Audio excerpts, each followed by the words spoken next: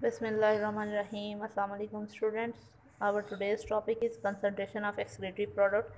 In our last lecture we studied the nephron structure with vascular supply. You can see this is nephron with complete vascular supply. In our today's lecture we will study concentration of excretory product. There are two type of conditions, दो type की conditions हैं जो body में हो सकती हैं। या तो बॉडी में पानी की बहुत ज़्यादा अमाउंट हो सकती है प्रेजेंट, या फिर बॉडी में पानी की जो है वो कमी हो सकती है। तो फर्स्ट वाला जो पॉइंट है वो हम देखते हैं कौन सी। Unrestricted supply of water, conservation of water is principal function of body. This is done by the concentration of the filtrate by counter current and hormonal mechanism.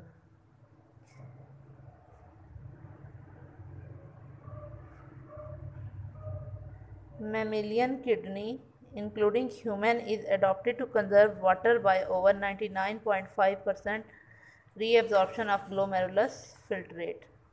मतलब पहली कंडीशन जो है, अगर पानी की कमी हो गई है बॉडी में, ठीक है, अगर पानी जो है वो कम है, यानी ऐसे एरिया में कोई मैमल प्रेजेंट है जिसमें पानी की कमी है, तो क्या होगा, उसकी बॉडी कंसनट्रेटेड, उसकी किडनी बल्कि कंसनट्रेटेड यूरिन प्रोड्यूस करेगी। ठीक है, तो किडनी का आप ये फंक्शन देख लें कि किडनी जो है वो पानी को कैसे कंजर्व करना का मतलब है बचाना। किडनी का पानी को कैसे बचा रही है, कंसनट्रेटेड यूरिन प्रोड्यूस करके। ठीक है, और दूसरी कंडीशन है इनसफिशिएंट और excess supply reabsorption of water from filtrate is reduced specifically due to. अच्छा, अगर कंसनट्रेटेड है, पानी की कमी वाले इलाके में कोई रह रहा है, या पानी को बचाने की ज़रूरत है हमारी बॉडी को, हमारी बॉडी से पसीने की शक्ल में वैसे ही बहुत ज़्यादा पानी निकल चुका है, तो हमारी किडनी जो है वो क्या करेगी, जो यूरिन की प्रोडक्शन हो रही है उसमें से मैक्सिमम वाटर रीअब्जॉर्ब कर लेगी। ठीक है ना, रीअब्जॉर्प्शन मैक्सिमम होगी। तो पहली कंडीशन ऐसी है जिसमें पानी की कमी थी, ठीक है, और उसमें हमारी किडनी जो है वो मैक्सिमम रीअब्जॉर्प्शन कर रही है ग्लोमेरुलस फिल्ट्रेट की। ग्लोमेरुलस फिल्ट्रेट आपको बताया था नेफ्रॉन का जो स्ट्रक्चर है उसमें से कहाँ कहाँ से होकर वो गुजर रहा होता है। ठीक है, तो ग्लोमेरुलस फिल्ट्रेट में मैक्सिमम रीअब्जॉर्प्शन जो है वो हो रही होती है फर्स्ट कंडीशन में। जो सेकंड कंडीशन है इनसफिशिएंट और excess supply of water, reabsorption from filtrate is reduced specifically due to inhibition of release of antidiuretic hormone। अच्छा, ये जो पानी की कमी या पानी की मैक्सिमम रीअब्जॉर्प्शन या मिनिमम रीअब्जॉर्प्शन कैसे होनी है, आपको पता है हमारी बॉडी एक मैसेज आता है, कोई हार्मोनल रिस्पांस या कोई नर्वस कोई हार्मोनल या नर्वस ऑर्डर होता है जिसके रिस्पांस में हमारी बॉडी जो है वो वर्क करती है। तो कोई हार्मोन बॉडी में जो है वो प्रोड्यूस होगा। यहाँ पे दिया हुआ एंटी डायूरेटिक हार्मोन की रिलीज़ बॉडी में रुक जाती है, तो बॉडी को पता चल जाता है कि अब जो है किडनी को पता चल जाता है, मैसेज मिल जाता है ADH hormone, anti diuretic hormone, अगर उसकी रिलीज़ रुक गई है तो किडनी को पता चल जाता है कि अब उसको वाटर की रीअब्जॉर्प्शन करने की ज़रूरत नहीं है। अगर एडीएच मैक्सिमम अमाउंट में प्रोड्यूस हो रहा है तो इसका मतलब है कि किडनी ने पानी की मैक्सिमम रीअब्जॉर्प्शन करनी है। किडनी जो है वो यूरिन में से, यानी ग्लोमेरुलस फिल्ट्रेट जो है उसमें से 99.5% जो वाटर है वो रीएब्जॉर्ब हो जाता है, यानी सिर्फ 0.5% देखें जो बचता है यूरिन के लिए। ठीक है, अगर पानी की कमी है बॉडी में तो। लेकिन अगर पानी की कमी नहीं है तो एडीएच जो है वो रिलीज़ नहीं होगा, जिसके नतीजे में हमारी किडनी जो है उसको मैसेज नहीं जाएगा पानी की रीअब्जॉर्प्शन करने के लिए, और यूरिन जो है वो डाइल्यूटेड यूरिन बॉडी प्रोड्यूस करेगी, और बहुत ज़्यादा अमाउंट में जो है वो यूरिन आ रहा होगा। जैसा कि आपने सर्दियों और गर्मियों में ये फ़र्क देखा होगा, गर्मियों में चूँकि हमारी बॉडी मैक्सिमम पसीना बहुत ज़्यादा आ रहा होता है, तो बॉडी जो है वो पानी की कमी एक किस्म की कंडीशन में रह रही होती है, तो इस वजह से यूरिन जो है वो कम से कम आता है, सही हो रहा होता है। जबकि सर्दियों में जो है वो पसीना बिल्कुल नहीं आ रहा होता, तो बॉडी में पानी जो है वो सफिशेंट हो रहा होता है, इतना पानी हो रहा होता है बॉडी में जमा के जो यूरिनेशन है उसका प्रोसेस काफ़ी तेज़ हो जाता है।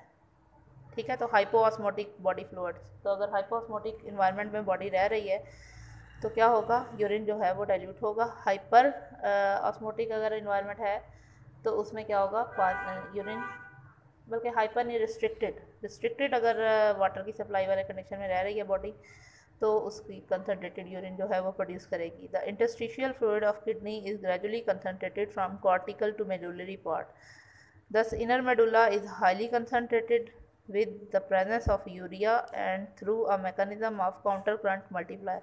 अच्छा, काउंटर करंट मल्टीप्लायर, एक तो आपकी बॉडी में लिखा था कि जो पानी का मुख्तलिफ हम इन्वायरमेंट में पढ़े हैं ना, एक तो सफिशेंट सप्लाई वाला इन्वायरमेंट और दूसरा रिस्ट्रिक्टेड सप्लाई वाला इन्वायरमेंट। इनमें पानी की रीएब्जॉर्प्शन जो है उसको कंट्रोल करने के लिए दो मैकेनिज्म है, एक तो हार्मोनल मैकेनिज्म है और एक है काउंटर करंट मल्टीप्लायर वाला मैकेनिज्म। ठीक है, तो काउंटर करंट मल्टीप्लायर वाला मैकेनिज्म, और यहाँ पे एक और चीज़ लिखी हुई है कि the interstitial fluid of kidney, kidney के अंदर जो बहने वाला या किडनी के अंदर चलने वाला जो फ्लूइड है, यानी नेफ्रॉन के अंदर चलने वाला जो फ्लूइड है वो क्या होगा, कॉर्टेक्स से जब मेडुला की तरफ जाना शुरू हो जाता है, आपने कॉर्टेक्स और मेडुला किडनी के दो पार्ट्स पड़े हुए हैं, कॉर्टेक्स से मेडुला की तरफ जब वो मूव करता है तो वो कंसंट्रेटेड होता जाता है। ठीक है ना, तो ये दो तरह के मैकेनिज्म की वजह से हो रहा है, काउंटर करंट मल्टीप्लायर की वजह से और हार्मोनल मैकेनिज्म की वजह से। अब काउंटर करंट मल्टीप्लायर क्या है ये हम देखते हैं mechanism. The mechanism causes gradual osmotic outflow of water from the filtrate back to the kidney as it moves down into the descending lobe of Henle. Furthermore, ascending, अच्छा ये तो पहला है, मतलब पहला पॉइंट है काउंटर करंट मल्टीप्लायर का कि क्या है काउंटर करंट मल्टीप्लायर, ये है डिसेंडिंग लूप ऑफ हेनले, यानी ये वाला जो लूप है इसमें जो भी फिल्ट्रेट होगा वो नीचे की तरफ को मूव करेगा, इसमें से मैक्सिमम रीएब्जॉर्प्शन हो रही है। ठीक है, वाटर की। तो ये वाला मैकेनिज्म जो है काउंटर करंट मल्टीप्लायर, इस मैकेनिज्म के तहत जो डिसेंडिंग लूप ऑफ हेनले है इसमें से वाटर की मैक्सिमम रीएब्जॉर्प्शन हो रही है, और जो असेंडिंग लूप ऑफ हेनले है ये जो है सोडियम जो है उसकी सोडियम आयन की मैक्सिमम रीएब्जॉर्प्शन करवा रहा है, यानी साल्ट्स की मैक्सिमम रीएब्जॉर्प्शन करवा रहा है। तो इसमें वाटर की रीएब्जॉर्प्शन हो रही है, इसमें सोडियम आयन की रीएब्जॉर्प्शन हो रही है, तो ये दोनों चीज़ें जो हैं ये क्या बन जाता है, काउंटर करंट मल्टीप्लायर का मैकेनिज्म कहलाता है। Further more, ascending loop of Henle does not allow outflow of water from its filtrate, instead actively transports sodium ions into the kidney interstitium to sustain its high concentration। ठीक है, kidney के interstitium में यानी kidney के अंदर वाले fluid में ये सोडियम आयंस देता है। ठीक है ना, ये जो है ये सोडियम आयंस किडनी के अंदर वाले जो है सोल्यूशन उसमें देगा। तो ये है हार्मोनल काउंटर करंट मल्टीप्लायर, यानी डिसेंडिंग लोब में से वाटर की रीअब्जॉर्प्शन हो रही है और इसमें से सोडियम जो है वो किडनी के इंटरस्टिशियम में ऐड हो रहा है, इंटरस्टिशियल फ्लूइड में। Hormonal mechanism, the active uptake of sodium in ascending limb और thick limb of the Henle is promoted by the active action of aldosterone hormone secreted from the adrenal cortex.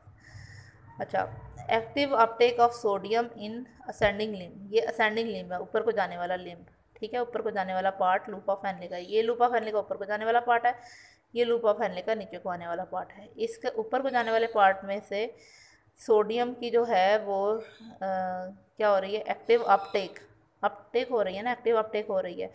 वो कौन सा enzyme कौन सा hormone जो है वो promote कर रहा है, एल्डोस्टेरोन हार्मोन जो है वो प्रमोट करेगा सोडियम की एक्टिव अपटेक को असेंडिंग लिम्ब में। The other side, nephron when reabsorption of water take place in collecting tubule ADH is released. ये हमने पहले पढ़ा है कि एडीएच जो है वो पानी की रीअब्जॉर्प्शन को कंट्रोल करता है और एल्डोस्टेरोन जो है वो सोडियम की एक्टिव अपटेक को कंट्रोल करेगा। यानी अगर एल्डोस्टेरोन रिलीज़ हो रहा है, ठीक है, तो सोडियम का जो एक्टिव अपटेक है वो करवाएगी किडनी, और अगर ADH anti diuretic hormone release हो रहा है पिट्यूटरी के ज़रिए, ठीक है, पिट्यूटरी का जो लोब है पोस्टीरियर लोब, वो अगर aldosterone release anti diuretic hormone release कर रही है तो हमारी बॉडी को मैसेज मिलेगा ये किडनी को कि वो रीअब्जॉर्प्शन कराए वाटर की मैक्सिमम, और अगर नहीं हो रही तो किडनी जो है वो वाटर की रीअब्जॉर्प्शन नहीं करा सकेगी। इसके अलावा किडनी एज ऑस्मोरेगुलेटरी ऑर्गन, अब ये किडनी का फंक्शन है, ऑस्मोरेगुलेशन आपने पढ़ा था, maintenance of water and solute. तो आपने देखा है किडनी जो है वो ही मेंटेन कर रही है हमारी बॉडी में वाटर की कंसंट्रेशन को और सल्यूट की कंसंट्रेशन को। कैसे? यूरिन की कंसंट्रेशन को कंट्रोल करके।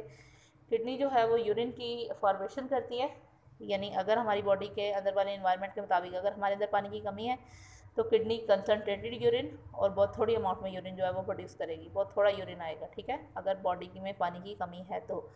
अगर बॉडी में पानी बहुत ज़्यादा हो गया है, ठीक है, तो किडनी जो है वो डाइल्यूट यूरिन प्रोड्यूस करेगी। तो ये किडनी का काम है कि वो हमारी बॉडी के अंदर वाले वाटर जो है उसका बैलेंस मेंटेन कर रही है। तो किडनी, इस वजह से हम कह सकते हैं कि किडनी जो है वो एक ऑस्मोरेगुलेटरी ऑर्गन भी है, ठीक है। इसके अलावा किडनी एक और क्या था, एक्सक्रीटरी ऑर्गन भी था, आपको पता है नाइट्रोजनस वेस्ट भी किडनी बॉडी में से रिमूव करवाती है लिवर के साथ मिलकर। तो ये किडनी दोनों तरह से काम करती है, एक्सक्रीटरी ऑर्गन के तौर पे भी और ऑस्मोरेगुलेटरी ऑर्गन के तौर पे भी, ठीक है। ये दो फंक्शन किडनी के हैं जो कि इम्पोर्टेंट हैं, ये आप लोगों ने स्टूडेंट्स अच्छी तरह से कर लेना है।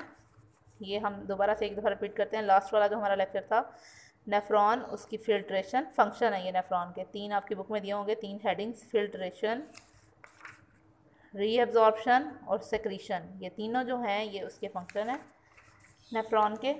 ये आपने फंक्शन अच्छी तरह से, इसके अलावा ये नेफ्रॉन का स्ट्रक्चर था, ठीक है, स्ट्रक्चर ऑफ नेफ्रॉन जिसमें आपने पढ़ा था। ये टाइप्स हैं नेफ्रॉन की, कॉर्टिकल और juxta medullary nephron. Juxta medullary, 2 तरह के नेफ्रॉन की टाइप्स, ये टाइप्स हो गई नेफ्रॉन की। कॉर्टिकल जो कि कॉर्टेक्स में, किडनी के कॉर्टेक्स में प्रेजेंट होते हैं, और जक्स्ट्रा मेड्यूलरी जो कि किडनी के मेडुला वाले पार्ट में प्रेजेंट होंगे, कॉर्टेक्स और मेडुला के बॉर्डर में प्रेजेंट होंगे, वो जक्स्ट्रा मेडुलरी नेफ्रॉन कहलाएंगे। उसके बाद स्ट्रक्चर आ जाता है। सबसे पहले हमने पढ़ा नेफ्रॉन होता क्या है, ये उसकी डेफिनेशन है, functional and structural unit of kidney. फिर उसकी 2 टाइप्स आ गई, कॉर्टिकल और जक्स्ट्रा मेडुलरी नेफ्रॉन। फिर उसका स्ट्रक्चर आ गया कि हर नेफ्रॉन जो है स्ट्रक्चर के साथ आपने उसकी ड्राइंग भी करनी है, ठीक है। स्ट्रक्चर के साथ जो ड्राइंग है वो ये वाली ड्राइंग होगी, हाँ जी, ये वाली ड्राइंग है जो आपने स्ट्रक्चर के साथ करनी है, ठीक है।